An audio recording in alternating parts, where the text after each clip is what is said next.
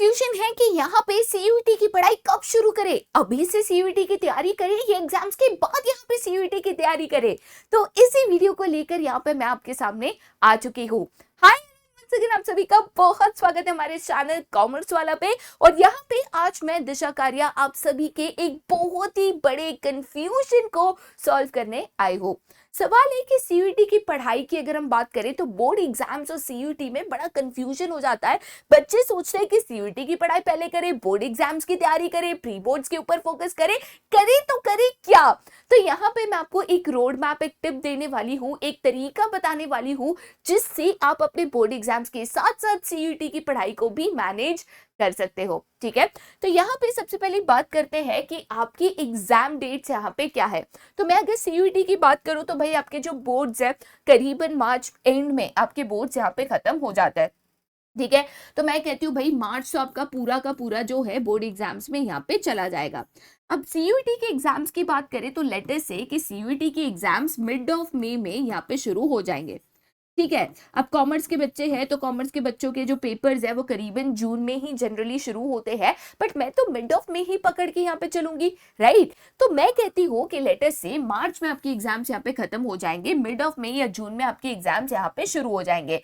तो यहाँ पे अप्रैल और मई डेढ़ से 2 महीना है मेरे पास। मैं इसको कहती हूँ कि मेरे पास यहाँ पे 45 टू 60 डेज का टाइम है या टाइम गैप है जिसमें मैं यहाँ पे सीयूईटी की प्रिपरेशन कर सकती हूँ। पर क्या ये मेरे पास ये 45 या 60 डेज का टाइम है, क्या ये इनफ है?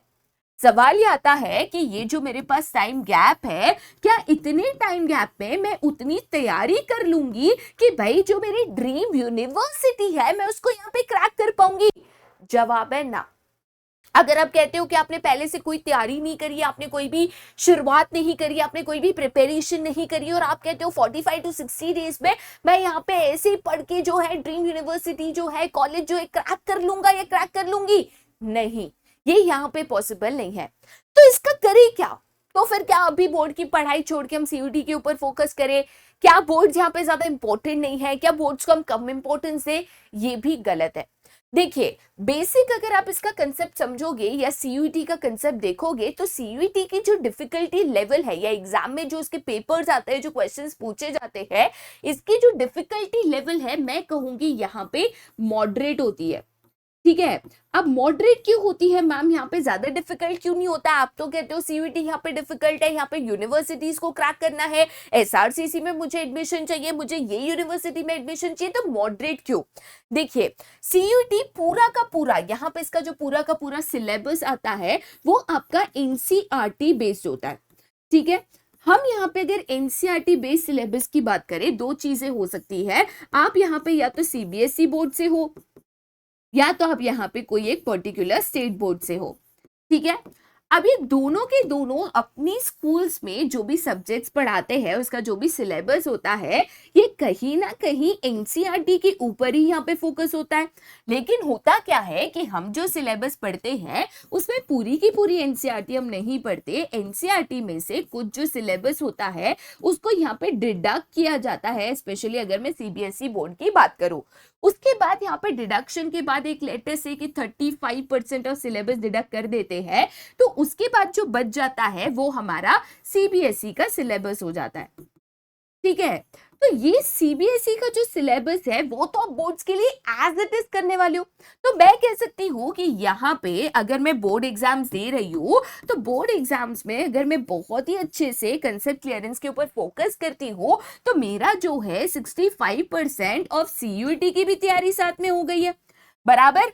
अब बचा कितना? तो ये जो 35 टू 40% यहाँ पे जो ओमिटेड सिलेबस होता है, एडिशनल कंसेप्ट होते हैं, एक्स्ट्रा जो नॉलेज होती है, इन डेप्थ जो कंसेप्ट होते हैं, इसकी मुझे यहाँ पे जो मेन है यहाँ पे तैयारी करनी होती है। ठीक है, तो इसके लिए मेरा जो टाइम रिक्वायर्ड है वो कितना है, इसका जो रोड मैप है वो एग्जैक्टली यहाँ पे क्या है। अच्छा, मैं एक स्टूडेंट होती जो यहाँ पे बोर्ड एग्जाम्स भी देना चाह रही है, बोर्ड एग्जाम्स में भी कॉम्प्रोमाइज नहीं करना है, अच्छे मार्क्स स्कोर करने हैं और सीयूईटी में भी मुझे अच्छे मार्क्स स्कोर करने हैं, तो मैं एग्जैक्टली यहाँ पे क्या करती और किस तरीके से करती? सबसे पहली चीज मैं यहाँ पे डिसाइड करती कि मुझे अगर यहाँ पे सीयूईटी का जो भी मेरा टारगेट मार्क्स है, ठीक है, सीयूईटी का जो भी मेरा टारगेट मार्क्स है और जो सीयूईटी की डिफिकल्टी लेवल है, डिफिकल्टी लेवल के लिए आप प्रीवियस ईयर के पेपर्स चेक कर सकते हो, प्रीवियस ईयर के जो आपके ड्रीम यूनिवर्सिटीज है, कॉलेजेस है, उसके कट ऑफ चेक कर सकते हो, जिससे एक अंदाजा आ जाएगा कि भाई अगर 10 लाख बच्चे यहाँ पे एडमिशन लेना चाहते हैं या 10 लाख बच्चे अप्लाई करते हैं तो उसमें से 10,000 को मिलता है, ठीक है, तो 1% है, तो भाई आप यहाँ पे आपकी डिफिकल्टी लेवल फॉर कोर्स या यूनिवर्सिटी जो आप ऑप्ट कर रहे हो या जो आप लेना चाह रहे हो उसके लिए आप कैलकुलेट कर सकते हो। अब इसके लिए आपका जो टाइम रिक्वायर्ड है या आपका जो प्रिपरेशन टाइम है वो यहाँ पे कितना है, मैं अगर अंदाजन कहूँ, मैं अगर एक रफ एस्टिमेट लगाऊं, 3 मंथ्स, ठीक है, 3 मंथ्स आपको यहाँ पे कम से कम चाहिए, 90 डेज आपको कम से कम चाहिए, और ये 90 डेज मैं कह रही हूँ फुल डेडिकेशन वाला चाहिए, राइट, एंड प्रॉपर प्लानिंग वाला चाहिए।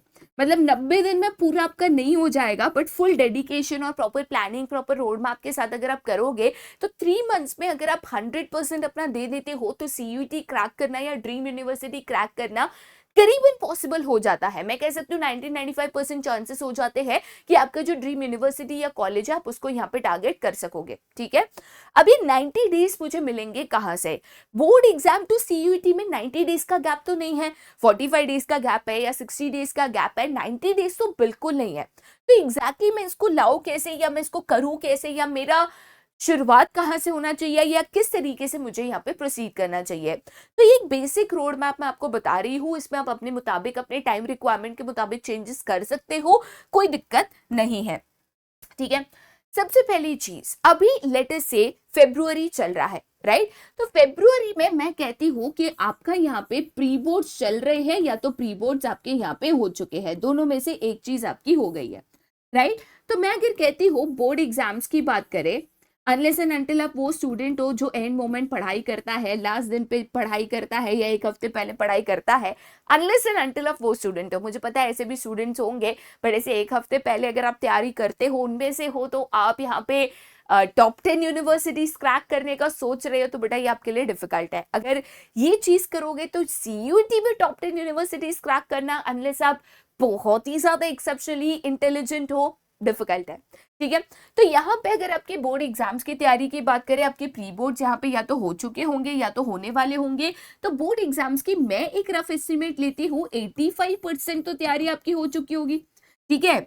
अब इसमें आपका क्या क्या बाकी है, तो इसमें आपका एक बाकी होगा प्रैक्टिस करना, कि भाई मुझे और जो है सैम्पल क्वेश्चन पेपर्स है, मुझे जो PYQs है, मुझे जो एडिशनल क्वेश्चंस मिलते हैं मेरे बोर्ड से, ये सारे जो चीज़ें हैं मुझे और प्रैक्टिस करनी है, मुझे राइटिंग प्रैक्टिस यहाँ पे करनी है, ठीक है। मैं कहती हूँ कि यहाँ पे एवरेज लेटर से कि आप दिन में 2 पेपर्स सॉल्व करते हो, जो कि मोर देन इनफ यहाँ पे हो जाता है, ठीक है। अब एवरेज दिन में 2 पेपर्स यहाँ पे सॉल्व करते हो, ठीक है। तो लेटेस्ट से कि 2 पेपर अगर आप यहाँ पे सॉल्व करते हो तो मान के चलिए आपके दिन के 6 आवर्स यहाँ पे चले गए, बराबर, दिन के 6 घंटे आपके यहाँ पे चले गए। अब मोस्ट ऑफ द स्कूल्स यहाँ पे खत्म हो गई होगी, ज्यादातर बच्चे स्कूल्स नहीं जा रहे होंगे, क्लासेस में भी लेक्चर्स खत्म हो गए होंगे, ज्यादा से ज्यादा रिविजन्स कर रहे होंगे, क्लासेस में टेस्ट दे रहे होंगे, ये चीजें आपकी यहाँ पे चल रही होगी। अब ये 6 घंटे तो मैंने यहाँ पे पेपर सॉल्विंग में डाल दिया, उसके बाद मैं दिन में कम से कम 9 घंटा पढ़ाई कर सकती हूँ। बच्चे 12 घंटे करते हैं, बट मैं एक एवरेज स्टूडेंट को भी यहाँ पे लेके चल रही हूँ कि जो बच्चा यहाँ पे दिन में 12 घंटे नहीं पढ़ सकता है, तो मैं दिन में 8 to 9 आवर्स ऑफ पढ़ाई तो कर सकती हूँ। ये तो नॉर्मल चीज है और एग्जाम के पहले तो इतना करना बनता है, राइट। तो ऐसे केस में ये जो मेरे पास एडिशनल 2 to 3 आवर्स बचे, मैं इसमें करूंगी क्या, ठीक है। तो मेरी कोशिश होगी ये जो एडिशनल 2 to 3 आवर्स मेरे बच रहे हैं, उसमें मैं जो 30 to 35% जो भी मेरा डिलीटेड सिलेबस होगा, मैं इसको यहाँ पे करूं। अच्छा, बच्चे कहेंगे मैम डिलीटेड सिलेबस हमको तो आता नहीं है, हमने तो सीयूईटी के लेक्चर्स कराए हैं, ठीक है। डिलीटेड सिलेबस की बात करें तो जैसे फॉर एग्जांपल LPG पॉलिसी है, कंट्रोलिंग के टेक्निक्स है, या जो आपका चैप्टर नंबर 13 है, ये तो आप यहाँ पे कर सकते हो, है ना। तो यहाँ पे मैं 30 to 35% सिलेबस जो डिलीटेड है, जो मुझे CBSE में नहीं था, वो मुझे CUET में आने वाला है, उसके ऊपर फोकस करने की कोशिश मैं करूंगी। अगर मैं बिजनेस स्टडीज की बात करूं, अगर आप लेटेस्ट से 6 दिन के लिए बिजनेस स्टडीज दिन में 2 घंटा पढ़ते हो ना, तो टोटल आपको यहाँ पे मैं कहती हूँ कि हर एक सब्जेक्ट का अगर आप इसको करोगे, ठीक है, तो मैं बिजनेस स्टडीज का यहाँ पे एग्जांपल दे रही हूँ। मैं अगर बिजनेस स्टडीज का जो 30 to 35% सिलेबस है जो सीयूटी में आ सकता है, जो मेरे सीबीएसई में डिलीटेड था, मैं अगर इसको ऑनेस्टली और एकदम डेडिकेशन के साथ करूँ ना, तो 12 से 15 घंटे 12 to 15 आवर्स इनफ है इन क्वेश्चन को करने के लिए। 12 से 15 घंटे इनफ है। आप स्लो लर्नर हो तो मैं ले लेती हूँ लेटेस्ट से 24 आवर्स, ये मैक्सिमम है। अगर आप स्लो लर्नर हो, अगर आप चीजों को आराम आराम से पढ़ते हो, आराम से समझते हो, तो 24 आवर्स यहाँ पे काफी है, ठीक है। 24 आवर्स लिया भी तो भी मैं यहाँ पे कहती हूँ 10 दिन में मेरा ये हो जाना चाहिए, 10 to 12 डेज में ये चीज मेरी हो जानी चाहिए। सेम चीज आप बाकी सब्जेक्ट्स के लिए करोगे, राइट। तो यहाँ पे अगर मैं इन चीजों को अभी से करती हूँ, फिर इसके बाद मैं बोर्ड एग्जाम्स दूंगी। अच्छा, बोर्ड एग्जाम्स की तैयारी मैंने छोड़ी नहीं थी, मैं पेपर को सॉल्व कर रही थी, मैं रिविजन कर रही थी, सब कुछ मैं यहाँ पे कर रही थी। फिर मैं यहाँ पे बोर्ड एग्जाम्स दूंगी, ठीक है। लेट अस से कि यहाँ पे अप्रैल में अगर मैंने सीयूईटी की तैयारी अभी शुरू कर दी, क्योंकि मेरे बोर्ड्स तो यहाँ पे खत्म हो चुके हैं, तो अप्रैल फर्स्ट वीक में मैंने अगर यहाँ पे सीयूईटी की तैयारी शुरू कर दी, अब यहाँ पे मेरा तो 100% सिलेबस पढ़ के हो चुका है। अच्छा मैम 100% तो नहीं हो पाएगा, अभी टाइम उतना मेरे पास नहीं है, कोई दिक्कत नहीं है, मैं गिन लेती हूँ 100 के बदले अगर आपका 90% भी सिलेबस यहाँ पे हो चुका है, राइट। अब अप्रैल में मैं क्या करूंगी, तो अप्रैल में मैं अगर दिन में 8 घंटा से 9 घंटा सीयूईटी की तैयारी करूंगी, 8 to 9 आवर्स मैं अभी से सीयूईटी पे फोकस करूंगी, तो इसमें मैं क्या करूंगी, इसमें मैं 4 आवर्स जो है ये दे दूंगी प्रैक्टिस क्वेश्चंस को, जिसमें मैं क्या करूंगी, तो उसमें मैं मॉक टेस्ट को सॉल्व करूंगी, ठीक है। क्लासेस में वगैरह जो मल्टीपल चॉइस क्वेश्चंस कराते हैं, वीडियोस में हम जो आपको मल्टीपल चॉइस क्वेश्चंस कराते हैं, सीयूईटी की बुक्स में जो मल्टीपल चॉइस क्वेश्चंस यहाँ पे होते हैं, उसके ऊपर फोकस करूंगी। बाकी के जो मेरे दिन में 4 घंटे बचे, वो 4 घंटों में मैं क्या करूंगी, तो बाकी के जो 4 to 5 आवर्स मेरे पास बचे, उन 4 to 5 आवर्स में मैं सारे कंसेप्ट को रिवाइज करूंगी, ठीक है। जो भी मैंने मिस्टेक्स करी है उसको मैं रेक्टिफाई करूंगी, उस कंसेप्ट को और अच्छे से पढ़ूंगी, एंड जो मेरे कंसेप्ट यहाँ पे रह चुके हैं उनको मैं दोबारा से पढ़ाई करूंगी। उसके अलावा मैं और एक इंपॉर्टेंट चीज आपको बताना चाहूंगी। बच्चे गलती बहुत बार कर लेते हैं कि पढ़ाई के ऊपर इतना फोकस कर देते हैं कि आगे उनको क्या करना है ये तो भूल जाता है। सीयूईटी की पढ़ाई करना, सीयूईटी में अच्छे मार्क्स लाना अनडाउटेडली आपका one of the primary targets होगा अगर आप सीयूईटी की तैयारी कर रहे हो, क्योंकि इसी के बेसिस पे आपके जो यूजी प्रोग्राम्स के एडमिशंस है, यूनिवर्सिटीज, कॉलेजेस है, ड्रीम यूनिवर्सिटीज है, आप इसको यहाँ पे टारगेट कर रहे रहोगे। लेकिन आपके पास क्या एक रोड मैप है इसको लेकर भी। अच्छा ठीक है, लेट अस से कि सीयूईटी में मेरा जो भी टारगेट स्कोर है ये मैं लाने की कोशिश कर रही हूँ, बट मुझे क्या 100% गारंटी है कि मैं मेरा टारगेट स्कोर ले आ पाऊंगी? नहीं। तो मुझे क्या करना है, मुझे एक मार्जिन सेटअप करनी है, ठीक है, कि ये मेरे मिनिमम मार्क्स है, मिनिमम इतना तो मैं यहाँ पे स्कोर करूंगी। अच्छा, अपने से ऑनेस्ट रहना है, दूसरों को झूठ बोल सकते हैं, खुद को नहीं बोल सकते हैं, तो कितनी प्रिपरेशन हुई है उससे एक मिनिमम मार्क्स जो है कि कम से कम इतने आ जाएंगे, भले 10 मार्क्स कम पकड़ना, बट कम से कम मिनिमम मार्क्स को यहाँ पे पकड़ना। मिनिमम मार्क्स के हिसाब से यहाँ पे कौन सी आपके यूनिवर्सिटीज है, कौन से कॉलेजेस है, एंड कौन से कोर्सेज है जिसपे आपको एडमिशंस मिल सकते हैं, इसकी एक लिस्ट यहाँ पे तैयार रखना, ठीक है। कि भाई सीयूईटी के मेरा अगर रिजल्ट आता है ना, अगर मैं मैक्सिमम मार्क्स स्कोर कर सकती हूँ, जो मेरी ड्रीम यूनिवर्सिटी कॉलेज और कोर्स से मिल जाता है, तो सोचने का सवाल ही नहीं बनता।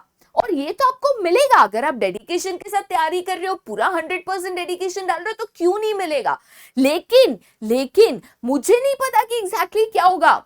हम तो भाई पढ़ाई में भी पढ़ते हैं, बिजनेस एनवायरनमेंट डायनामिक है, कब क्या हो जाता है उसकी कोई गारंटी नहीं होती, अनसर्टेनिटी तो जिंदगी में होती है। तो उस हिसाब से अगर मैं अनसर्टेनिटी लेती हूँ, मुझे मिनिमम मार्क्स भी अगर मिल जाते हैं, तो उसके लिए मेरे पास कौन सी यूनिवर्सिटीज, कॉलेजेस एंड कोर्सेज का ऑप्शन है, मेरे पास वो एक लिस्ट तैयार होनी चाहिए। मैं इसको यहाँ पे प्रायोरिटी लिस्ट कह सकती हूँ कि भाई ये मेरी प्रायोरिटी लिस्ट है। मेरी प्रायोरिटी लिस्ट में सबसे पहले ये यूनिवर्सिटी और ये कोर्स है, सेकंड चॉइस मेरे पास ये है, थर्ड चॉइस मेरे पास ये है, फोर्थ चॉइस मेरे पास ये है। ऐसे करके कम से कम जो है, कम से कम मिनिमम 10 चॉइसेस जो है आपके पास यहाँ पे होनी चाहिए।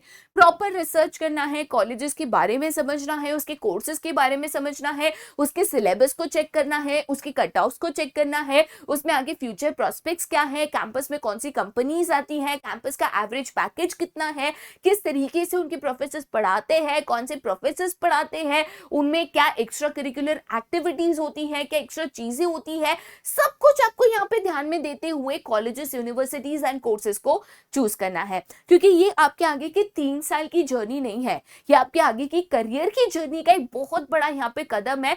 3 साल जो अंडर ग्रेजुएट प्रोग्राम करोगे, उसके बाद उसी में पीजी करोगे या उसी में करियर बनाने की कोशिश करोगे। ऐसा नहीं हो सकता है कि 3 साल मैंने बीबीए कर लिया, अब मैं सोच रही हूँ यार बीबीए में तो मजा नहीं आ रहा है, मैनेजमेंट में मजा नहीं आ रहा है, कुछ फाइनेंस में देख लेते हैं, कुछ अकाउंटिंग में देख लेते हैं। ऐसा नहीं होगा, राइट? तो ये चीज आपके लिए बहुत इंपॉर्टेंट डिसीजन साबित होने वाली है, तो इसका भी आपको यहाँ पे ध्यान रखना है, राइट। बाकी ऑल इन ऑल यहाँ पे बात करें सीयूईटी की तैयारी बोर्ड के साथ, तो जी हाँ, बोर्ड एग्जाम्स के साथ साथ अगर आप तैयारी इसकी कर सकते हो, ऑब्वियसली बोर्ड एग्जाम आपका मेन फोकस होना चाहिए, बट उसके अलावा इसके साथ अगर आप तैयारी कर सकते हो, आपको बिल्कुल करना चाहिए।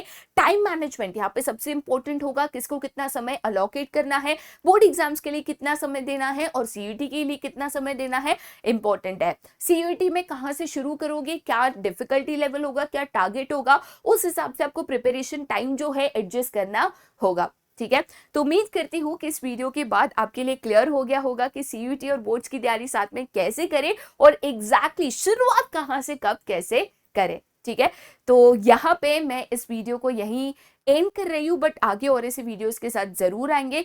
आपकी अगर कोई वीडियो की स्पेशल रिक्वेस्ट है, कोई एक कंफ्यूजन है, डाउट है, टॉपिक है जिसके ऊपर अगर आप वीडियो चाहते हो, तो जरूर कमेंट सेक्शन में बता दीजिएगा और हम वो वीडियो आपके लिए जरूर लेकर आएंगे। बट आज के लिए यहीं पे बाय एंड टेक केयर।